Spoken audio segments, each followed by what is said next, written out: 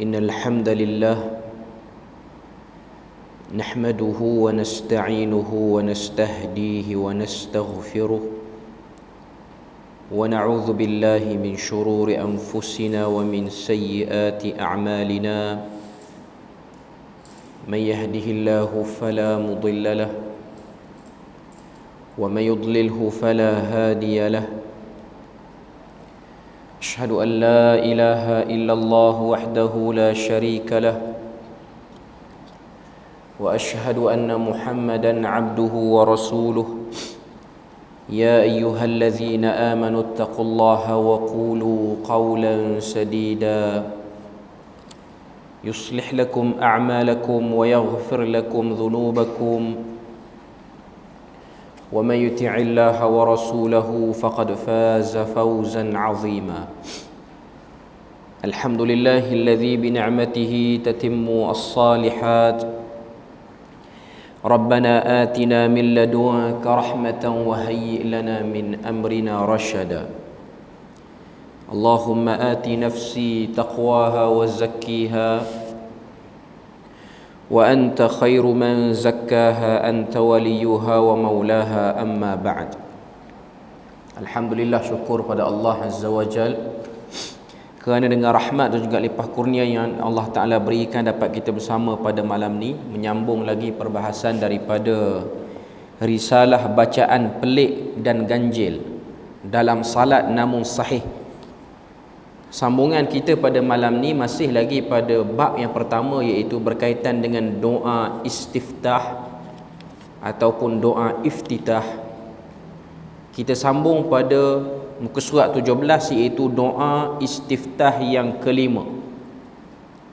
Doa istiftah yang kelima.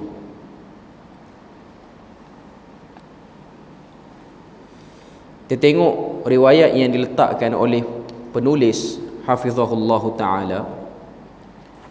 Doa istiftah yang kelima ini ialah doa yang diriwayatkan daripada Sahih Bukhari.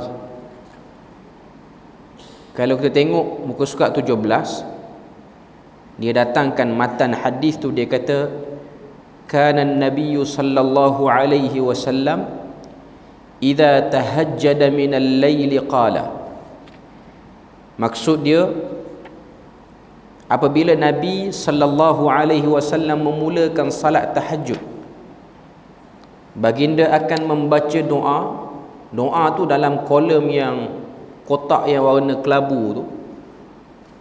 Allahumma lakal hamdu anta nurus samawati wal ard wa lakal hamdu anta qayyimus samawati wal ard wa lakal hamdu anta malikus samawati wal ardi wa man fihin antal haq wa wa'dukal haq wa liqa'uka haq wal jannatu haq wan naru haq wan nabiyyuna haq was sa'atu haq Allahumma laka aslamtu wa bika amantu wa 'alaika tawakkaltu wa ilayka anabtu wa bika khasamtu wa ilaika hakamtu faghfirli. Muka surat 18, faghfirli ma qaddamtu wa ma akhartu wa ma asrartu wa ma a'lantu anta ilahi la ilaha illa anta. Hadis ni ataupun bacaan ini juga diriwayatkan oleh Al-Imam Muslim dalam kitab beliau Sahih Muslim. Sebab nanti kita akan tengok penulis dia bawakan syarah berkenaan dengan hadis ini daripada kitab Al-Minhaj, syarah kepada Sahih Muslim. Cuma kita nak tengok dulu pelan-pelan dia punya terjemahan doa ni. Kita cuba bagikan pada beberapa bahagian doa ni. Allahumma lakal hamdu anta nurus samawati wal ard wa lakal hamdu anta qayyimus samawati wal ard walakal hamdu anta malikus samawati wal ardi wa man fihin. Tu bahagian pertama. Dia kalau kita nak mudah hafal ni kita kena bagi sebab doa ni panjang. Itu bahagian pertama. Itu kita letak sebagai perenggan pertama doa lah. Antal haqqu wa wa'dukal haqqu wa liqa'uka haqq wal jannatu haqq wan naru haqq wan nabiyyuna haqq was sa'atu haqq. Itu yang kedua. Yang semua duk sebut hak belakang tu bagi perhabis semua dulu. Kita jadikan dia paragraf yang kedua. Allahumma laka aslamtu wa bika amantu wa alayka tawakkaltu wa ilayka anabtu wa bika khasamtu wa ilayka hakamtu. Itu bahagian ketiga. Yang hak bahagian kedua, yang tu belakang tu semua, itu bahagian ketiga. Bahagian ketiga, faghfirli ma qaddamtu wa ma asrartu wa ma akhartu wa ma asrartu wa ma a'lantu anta ilahi la ilaha illa anta. Itu bahagian yang keempat. Okey. Jadi kita boleh nampak dia ada 4 bahagian untuk doa ini. Okey. Kita tengok bahagian pertama. Allahumma lakal hamdu anta nurus samawati wal ard wa lakal hamdu anta qayyimus samawati wal ard walakal hamdu anta malikus samawati wal ardi wa man fihin. Ada 3 kali disebut lakal hamdu situ. Tengok terjemahan muka surat ke-18. Allahumma lakal hamdu, ya Allah, segala pujian tertentu buat engkau. Itu maksud Allahumma lakal hamdu. Kemudian dalam doa tu Nabi sebut anta nurus samawati wal ard, engkaulah cahaya bagi langit dan juga bumi. Dalam terjemahan dia sebut engkaulah cahaya langit-langit dan bumi. Kalau kita tengok perkataan as-samawat mai pada mufrad, mai pada singular dia ialah as-sama, banyak langit, as-samawat. Sebab tu dia terjemah engkaulah cahaya langit-langit dan bumi-bumi. Cahaya dengan maksud mengurus takbir, memberikan pengurusan yang terbaik pada langit dan bumi. Nur itu dengan makna orang kata apa, perlambangan. Dia bukan Allah Ta'ala itu maksud dia nur ataupun cahaya, okay. Tapi nak sebut dengan makna perlambangan dari segi balaghahnya, okay. Kemudian walakal hamdu anta qayyimus samawati wal ard, engkaulah yang membina langit-langit dan bumi. Segala puji tertentu buat engkau, engkaulah yang membina langit-langit dan bumi. Lakal hamdu tu maksud dia segala puji bagimu. Anta qayyimus samawati wal ard, engkaulah yang mengukuhkan. Terjemahan dia sebut membina, tapi perkataan qayyim itu lebih luas lagi. Maksud dia segala apa yang berkaitan dengan pembinaan dan pengukuhan pada pembinaan duduk dalam perkataan qayyim. Satu struktur, satu bangunan ataupun satu binaan, dia perlukan sokongan dan dokongan. Itu pun disebut sebagai qayyim. Okay. Kemudian lakal hamdu yang seterusnya, yang ketiga, walakal hamdu anta malikus samawati wal ardi wa man fihin, dan segala puji bagi engkau, engkaulah raja. Tapi dalam terjemahan disebut engkaulah Tuhan pentadbir langit-langit dan bumi dan apa yang ada di antaranya. Perkataan malik bermaksud raja. Raja ni maksudnya satu pihak yang mempunyai kekuasaan takbir yang luas. Jadi kalau terjemah takbir pun okeylah, okey.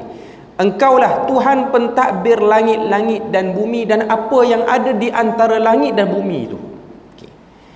3 kali Nabi sebut lakal hamdu anta nurus samawati wal ard.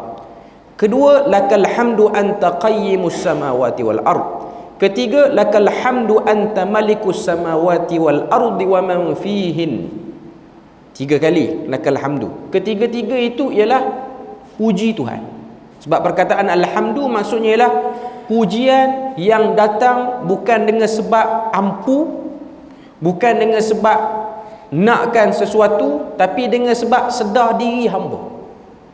Sebab tu bila mana kita baca suratul Fatihah, ayat yang keduanya ialah alhamdulillahi rabbil alamin. Perkataan alhamdu itu ialah pujian yang tak mengharap apa-apa balasan, ikhlas. Sebab ada perkataan lain dalam bahasa Arab yang bermaksud pujian juga ialah al-madhu. Selain daripada tu as-sana'u, itu pun maksud dia puji-pujian. Tapi bila mana guna perkataan alhamdu, pujian yang paling atas taraf dia. Okay. Kita pergi bahagian kedua doa ni. Antal haq wa wa'dukal haq wa liqa'uka haq wal jannatu haq wan naru haq wan nabiyyuna haq was sa'atu haq. Kita tengok satu-satu. Antal haq, itu yang pertama. Wa wa'dukal haq, yang kedua. Liqa'uka haq, yang ketiga. Jannatu wal jannatu haq, yang keempat. Wan naru haq, yang kelima. Wan nabiyyuna haqqun, yang keenam. Was sa'atu haq, yang ketujuh. Maknanya ada 7 perkara yang di-highlight oleh Nabi. Antal haq. Antal haq maksud dia apa? Engkaulah Tuhan yang benar. Maknanya memang Tuhan tu wujud. Bukan dongengan, bukan khurafat, bukan cerita-cerita, tapi benar. Kemudian wa wa'dukal haq, dan janji engkau benar. Bila mana Tuhan berikan janji, janjinya benar. Okay. Kemudian dalam sambungan doa tu disebut wa liqa'uka haq, dan kalam engkau benar. Kalau kita tengok dia terjemah liqa'uka haq, wa liqa'uka haq. Perkataan liqa' boleh bermaksud dengan maksud yang dia terjemah tu. Kalau tengok dalam terjemahan muka surat 18, dia sebut kalam engkau benar. Dia terjemah dengan perkataan kalam. Tapi perkataan liqa' bermaksud pertemuan.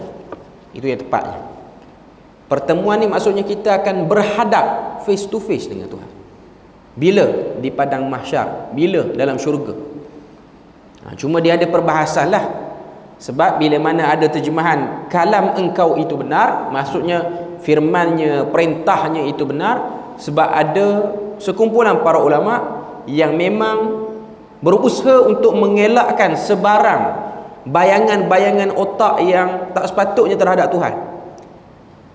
Sebab sebahagian kumpulan para ulama, mereka cuba untuk tanzih, bersihkan Tuhan daripada kita fikir dengan kaedah logik akal. Sebab perkataan liqa' kalau sama makhluk ialah jumpa face to face. Jumpa secara face to face. Okay. Tapi kita tahu Allah Ta'ala itu maha suci daripada penyerupaan dengan makhluk. Lalu sebahagian para ulama menterjemahkan liqa' dengan makna perkataan. Maknanya Allah Ta'ala dia punya firman, dia punya arahan benar. Tak apalah, yang tu khilaf saja. Wal jannatu haq, syurga engkau juga benar. Kemudian wan naru haq, neraka itu juga benar. Wan nabiyyuna haqqun, nabi-nabi itu, para nabi itu membawa kebenaran. Was sa'atu haq, dan hari kiamat itu juga benar. Kalau kita tengok 7 perkara yang disebut sini, ini semua benda ghaib. Tuhan ghaib, janji-janji dia pun ghaib lagi, kalam dia pun ghaib lagi. Pertemuan, kalau kita nak terjemah kalam, kalau kita nak terjemah pertemuan dengan dia pun benda ghaib. Okay. Syurga benda ghaib, neraka benda ghaib, para nabi yang lepas pun ghaib pada kita, dan juga hari kiamat pun masih lagi ghaib. Ini semua pengukuhan kepada al-ahwal al-ghaibiyah, benda-benda ghaib. Sebab benda ghaib yang disebut oleh agama ialah benda-benda yang tak boleh dibuktikan dengan kajian. Tak boleh tarik buat masuk dalam makmal, tak boleh. Contoh azab kubur, dia ada. Tengok tanah perkuburan, macam mana nak ada azab kubur? Itu ukuran logik. Tapi ianya ada.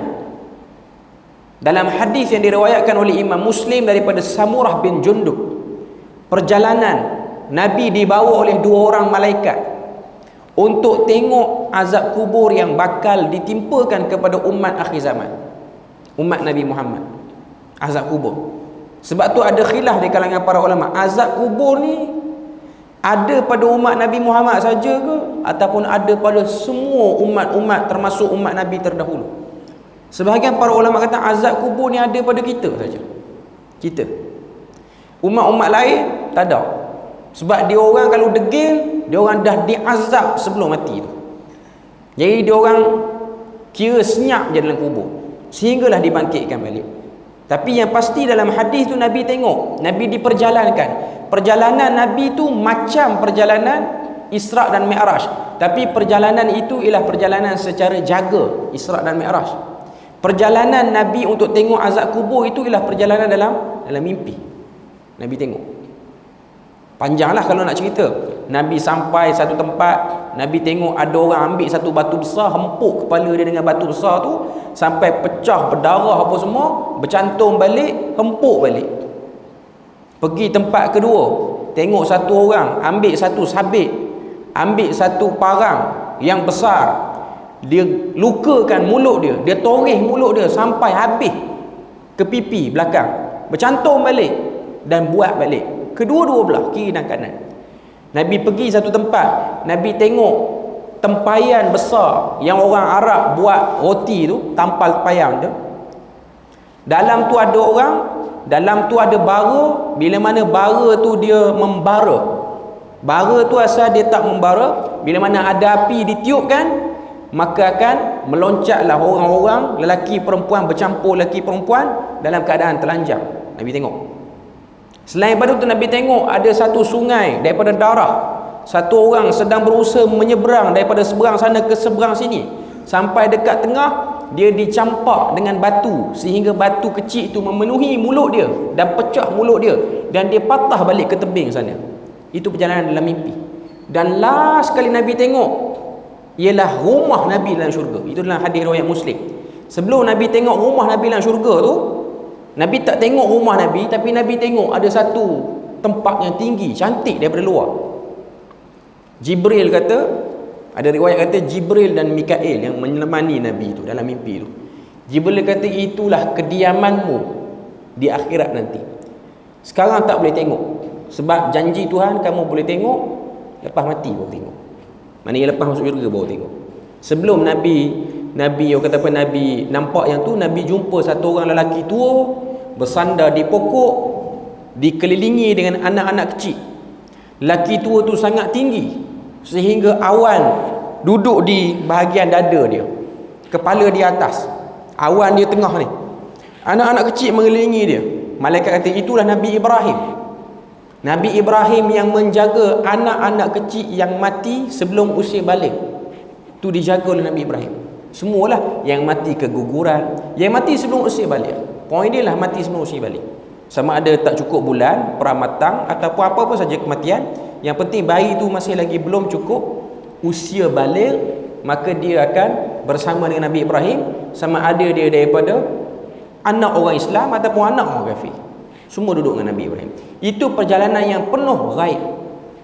Tujuan dia apa? Tujuan dia ialah untuk mengukuhkan kepercayaan Nabi.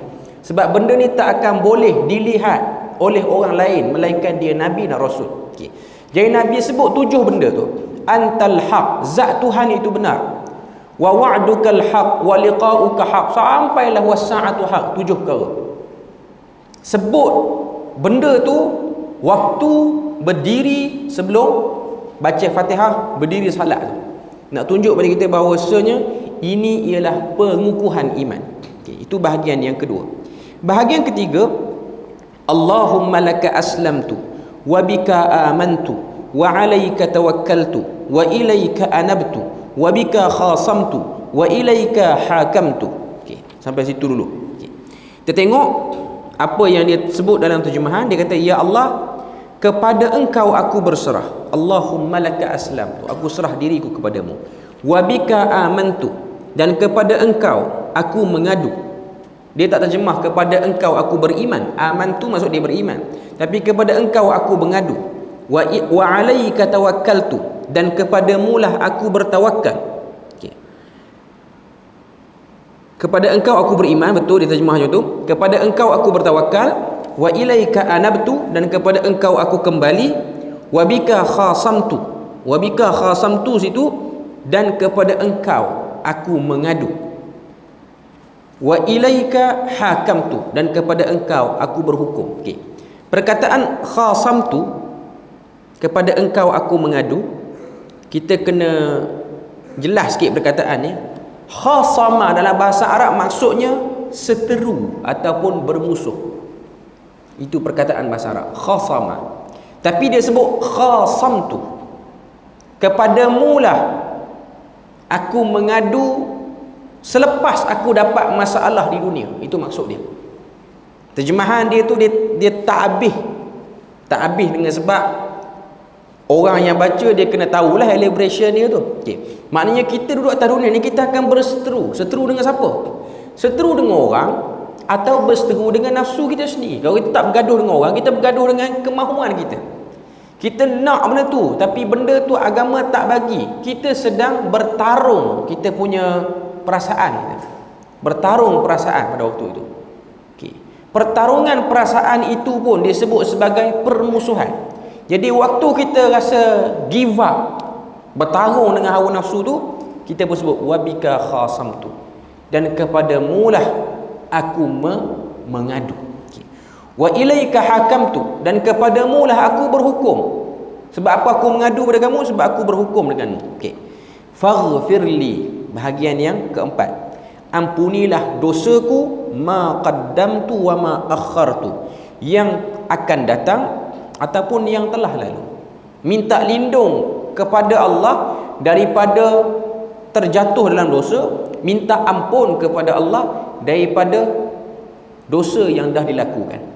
Wama asrartu, ataupun dosa yang aku sembunyikan. Wama a'lantu, ataupun dosa yang aku buat secara terang-terangan, zahirkan. Anta ilahi la ilaha illa anta. Okay. Tuan-tuan, puan-puan boleh bayang tengok. Doa ni Nabi baca sebelum pergi ke rukun salat seterusnya, iaitu suratul Fatihah. Doa ini pengakuan perhambaan, penjelasan syukur, pengukuhan kepada benda-benda gaib, dan permohonan keampunan. Itu beberapa poin yang ada dalam doa. Okey. Kita tengok dalam syarah apa dia sebut. Muka surat 19. Keterangan Imam An-Nawawi ini daripada kitab Al-Minhaj, daripada syarah Sahih Muslim. Maksud Allahu nurus samawati wal ard ialah 3 poin. Engkaulah Tuhan yang merupakan cahaya kepada langit-langit dan bumi. Apa maksud dia? Allah yang memberi cahaya kepada langit dan bumi, iaitu dengan maksud cahaya matahari ataupun cahaya apa-apa saja bintang yang menyinari kawasan tersebut. Bulan ke apa saja. Iaitu pendapat pertama. Menurut Abu Ubaid, dengan cahaya engkau penduduk langit mendapat petunjuk. Cahaya dengan makna hidayah. Itu yang kedua. Yang ketiga, Al-Khattabi menjelaskan dengan cahayanya orang buta dapat melihat, dengan cahayanya orang yang sesat mendapat petunjuk. Maknanya dia nak beri pada kita maksud nurus samawati wal ard itu ialah cahaya Tuhan yang berbagai-bagai, mengikut keperluan orang. Mengikut keperluan orang. Daripada cahaya orang mendapat banyak kemudahan dalam hidup dia. Cahaya apa-apa pun. Masuklah kita malam ni pun duduk bawah cahaya lampu tu pun bahagian daripada cahaya Tuhan. Cahaya yang Tuhan berikan. Cuma nak kata perkataan nur itu dia datang dalam bentuk ma'rifah tanpa alif lam. Kalau kita bacalah, kalau kita perasan, anta nurun, engkaulah cahaya, dengan makna berbagai-bagai maksud luas. Okey. Poin yang kedua, hadis ini menyatakan Nabi sentiasa berzikir, berdoa dan mengiktiraf segala perkara yang berkaitan dengan Allah Subhanahu wa taala, seperti mana termaktub dalam doa yang dibincangkan. Seperti mana termaktub dalam doa yang dibincangkan. Tuan-tuan, kalau kita perhati tengok, Nabi ni dia salat, bacaan doa istiftah ni bacaan yang besar dan agung. Sebab tu kita dah sebut pada awal-awal kita nak buka kelas ni, doa istiftah sunat tapi tak pernah ditinggalkan oleh Nabi. Sebab tu para ulama menyebut doa istiftah ni berada di bawah hukum mustahab. Sunat ni dia ada beberapa peringkat dia. Dia ada an-nadbu, dia ada mustahab, dan ada beberapa lagi lah. Mustahab ni maksud dia apa? Perkara sunat yang Nabi tak pernah tinggal, Nabi suka buat, Nabi buat selalu. Dia sunat, dia tak wajib. Meninggalkannya tidak menyebabkan orang tu berdosa. Melainkan pandangan setengah mazhab mengatakan meninggalkan doa istiftah tak sah salatnya. Ada pandangan sebut macam tu, tapi bukan mazhab yang kita pakai tempat kita, ataupun bukan daripada kebiasaan yang orang kita pakai pandangan itu. Cuma nak katanya ialah doa istiftah ni besar. Orang yang menjiwai doa istiftah, dia akan tengok betapa besarnya. Saya dah sebut sebelum ni, berdoa dalam salat lagi besar dan lagi hebat dan lagi mustajab berbanding berdoa di luar salat. Bukan salah doa luar salat, tak salah. Cuma ada orang dia pulun nak bersungguh yang di luar, tapi yang dalam salat dia tinggal semua doa bahagian yang sepatutnya dia kena berdoa. Antaranya doa istiftah, yang kedua ialah doa selepas selesai membaca tasyahud sebelum beri salam. Ini dua tempat mustajab yang dilalaikan orang. Yang orang tak pernah rasa dan tak pernah praktik, hatta untuk individu ataupun untuk salat berjemaah pun. Sebab apa? Sebab tiada pendedahan yang luas dan banyak tentang isu ni. Okay. Poin yang ketiga, kita diajar untuk melakukan segala perkara semata-mata kerana Allah Subhanahu Wa Taala, bukannya faktor lain. Alangkah indahnya salat malam kita bermula dengan ikrar dan kesungguhan sebegini rupa. Sebab doa ni dalam riwayat Bukhari, perawi menyebutkan Nabi baca doa ni dalam salat tahajud. Bila salat tahajud ni dia memang dilakukan secara individu. Banyaknya Nabi buat seorang, tak buat berjemaah. Salat tahajud ataupun qiyamul lail ini yang dibuat berjemaah hanya bulan Ramadan saja, yang kita panggil dengan salatul tarawih, yang asalnya ialah qiyamul lail pun sebenarnya.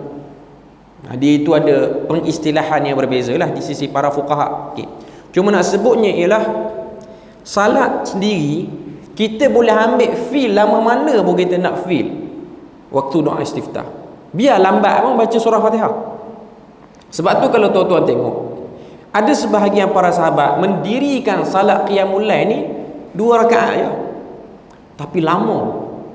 Sebab bacaan dia perlahan, sebab dia ambil feel lama, dia fikir, dia menjemput perasaan-perasaan waktu menyebutkan perkataan. Sama ada doa istiftah baik, sama ada suratul Fatihah ataupun surah-surah yang lain.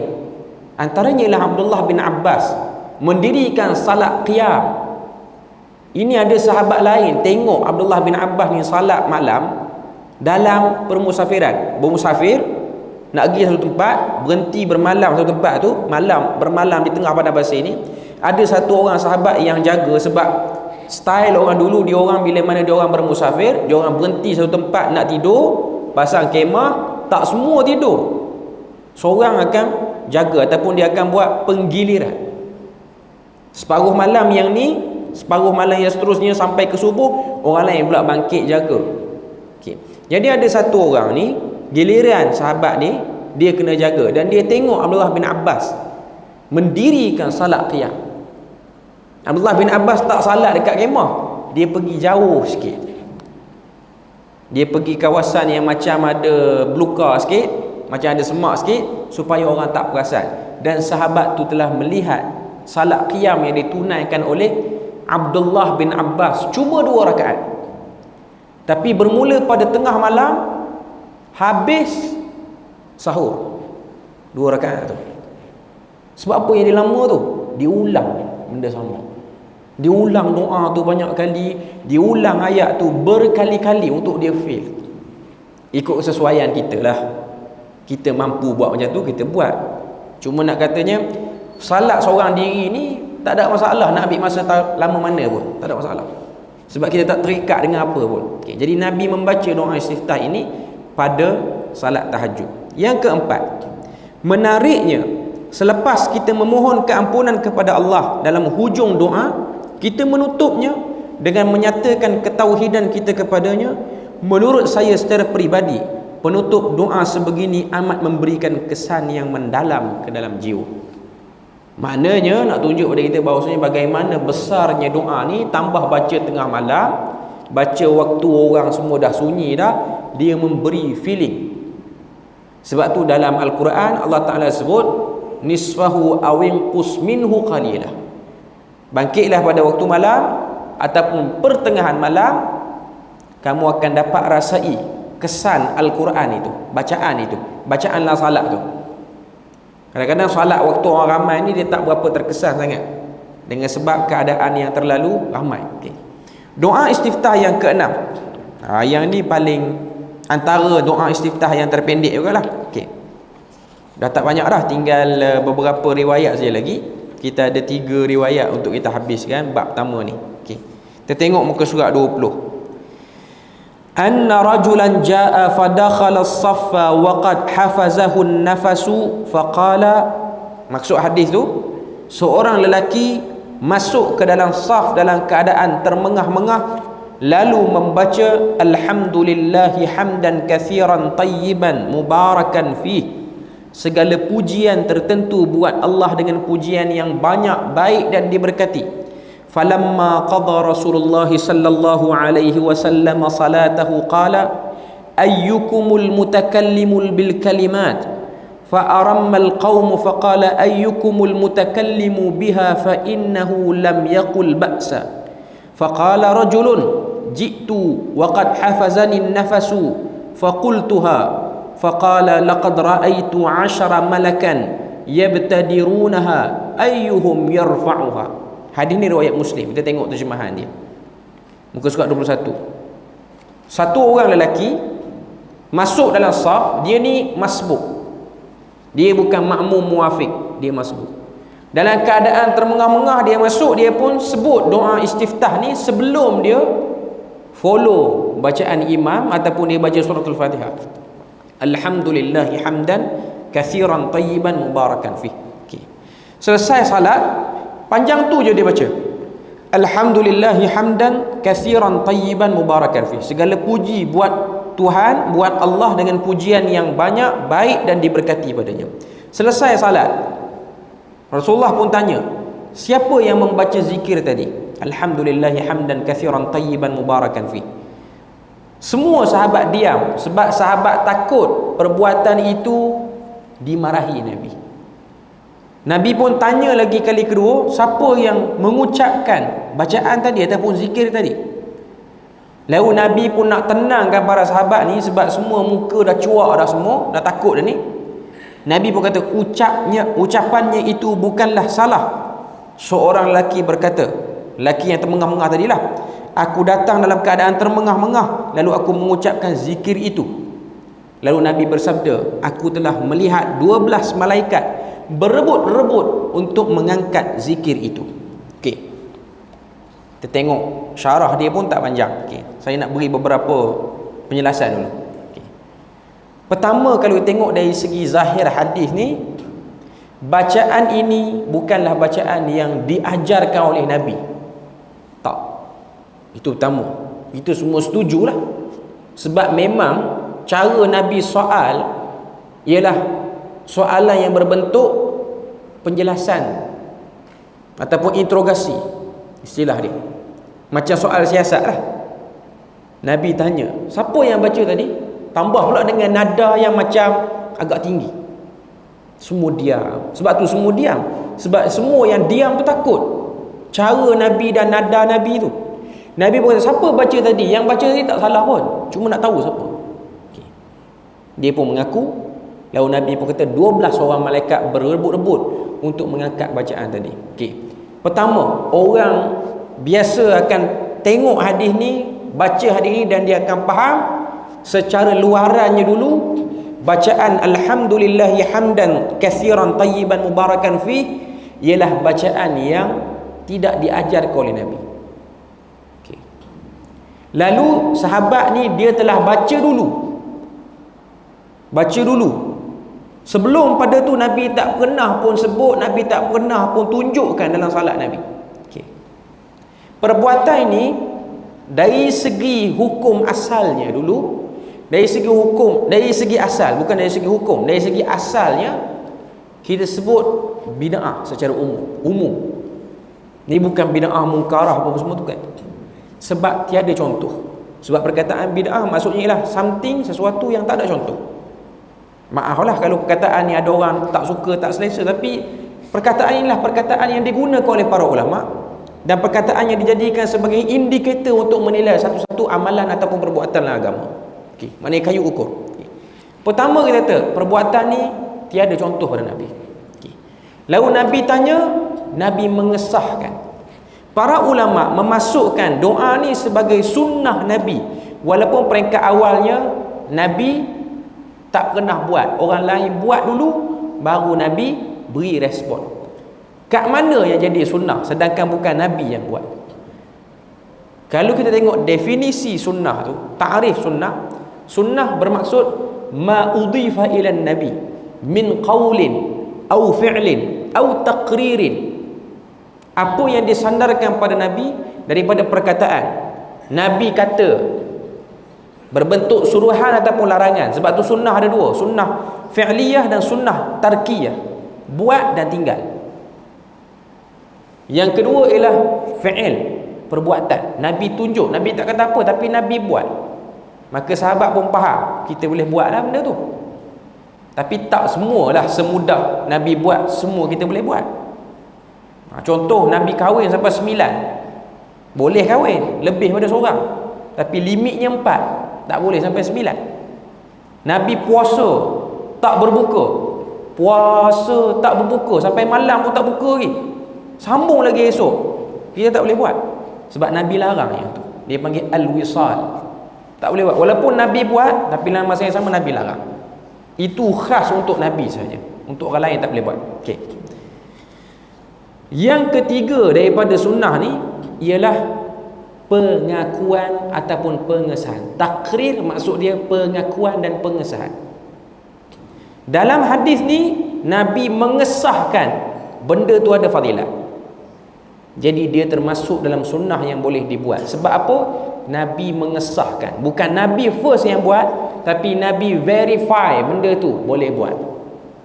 Ini tuan-tuan kena faham. Sebab kadang-kadang hadis yang seperti inilah digunakan sebagai hujah untuk membolehkan amalan yang kemudian selepas Nabi datang tanpa ada pengesahan, tapi bersandarkan pada benda ni. Biasa orang akan guna hadis, tengok Bilal bin Rabah. Tiba-tiba Nabi dengar derapan tapak kaki dia dalam syurga. Nabi tanya kepada Bilal, apa amalan yang menyebabkan aku mendengar tapak kakimu dalam syurga? Bilal pun kata, setiap kali aku berwudu aku akan salat. Setiap kali aku berwudu aku akan salat. Kita kena faham hadis tu. Hadis tu bukan bermaksud salat sunat wudu secara umum. Walaupun saya tak nafikan, ada ulama yang melihat itu ialah salat sunat wudu. Dia khilaf lah. Tapi pandangan lain pun ada. Perbuatan Bilal bin Rabah ni ialah setiap kali dia tajdidul wudu, dia ambil air sembahyang, dia berwudu, dia pun salat. Salat sunat tu sebahagian para ulama sebut ialah salat sunat mutlak, salat sunat umum. Lepas ambil sembahyang salat, dia bukan salat sunat wudu. Tapi adalah ulama yang kata salat sunat wudu tu ada. Saya tak nafikan. Cuma kalau kita dengar orang lain dia tak nak pakai pandangan yang salat sunat wudu, itulah pandangan yang kedua yang dia pegang. Saya nak kata dua-duanya ada sokongan daripada ulama lah. Okey. Jadi Nabi pun sahkan benda tu boleh buat. Okey. Sekarang ni yang datang kemudian tiada pengesahan pada Nabi, tak ada pengesahan. Itu sebab sebahagian para ulama dia berikan larangan untuk tak buat benda-benda yang datang kemudian ni. Sebab tiada kuasa pengesahan, tak ada kuasa pengesahan. Memang ada sebahagian pandangan yang membolehkan, tapi pengesahan tidak ada. Contoh orang-orang yang belajar kitab fiqh. Contohnya kitab fiqh Al-Yaqut wan Nafis. Ini kitab fiqh dalam mazhab Syafi'i. Dalam kitab ni membolehkan untuk kita melakukan salat sunat hajat secara berjemaah. Sebab tu orang kita ada buat. Perlis ni mungkin orang tak buat lah, tempat lain orang buat. Bila tanya orang yang buat, tanya orang kampung, dia tak tahulah sebab dia kata masjid buat, saya buat lah. Tanya ustaz, tanya orang yang belajar, kenapa buat? Ini pandangan duk ada dalam kitab Al-Yaqut An-Nafis. Ya betul, pandangan memang ada. Tapi adakah penulis mendatangkan sokongan yang kuat untuk mengatakan benda tu telah disahkan oleh Nabi? Tiada. Kita nak bertaklid pada pandangan tu boleh, tak ada masalah, sebab memang dia ada sebut. Okey. Tapi kita hidup sebagai Muslim, hidup kita ni kita nak cari benda yang jelas. Benda tu dia jelas dalam kitab tu lah, tapi dia seorang yang sebut, orang lain tak sebut. Kita hormatlah dia sebagai tokoh ulama yang tulis kitab tu. Tak ada caci maki ulama pun. Tak ada kata pun, teruk ni semua orang tak reti hukumnya cakap macam ni. Itu baru caci maki. Itu baru merendahkan. Kita kata pandangan dia macam pelik sikit lah. Semua isi buku dia bernilai. Cuma sampai situ kita ada rasa something. Kita tak nak ikut lah yang tu. Itu yang kita nak sebutnya. Tak apa, kita bagi laluan azan, nanti saya sebut sikit lagi.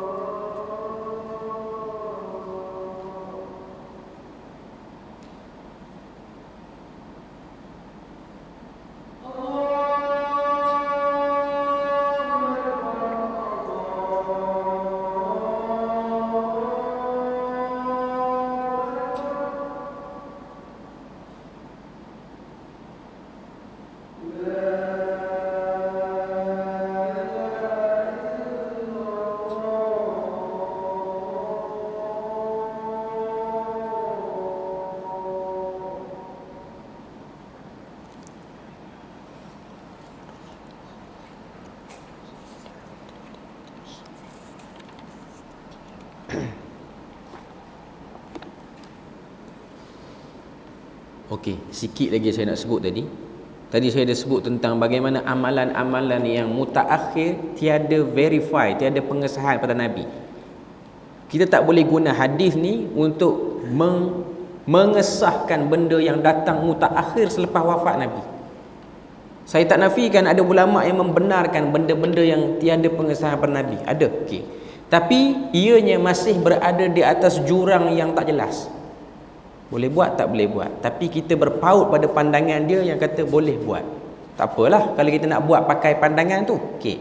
Tapi kita kena tahu kalau ada orang yang tak nak buat pakai pandangan tu sebab dia nak pergi pada pandangan yang lebih awal lagi, yang lebih jelas lagi, pun tak ada masalah. Itu yang saya nak sebut. Saya nak sebut bahawasanya kalau kita nak pegang pandangan para ulama tanpa sokongan dalil dan pengesahan daripada Nabi, boleh pegang. Maknanya akhirat nanti kalau Tuhan tanya kita, kita kata saya ikut penulis buku tu, kata.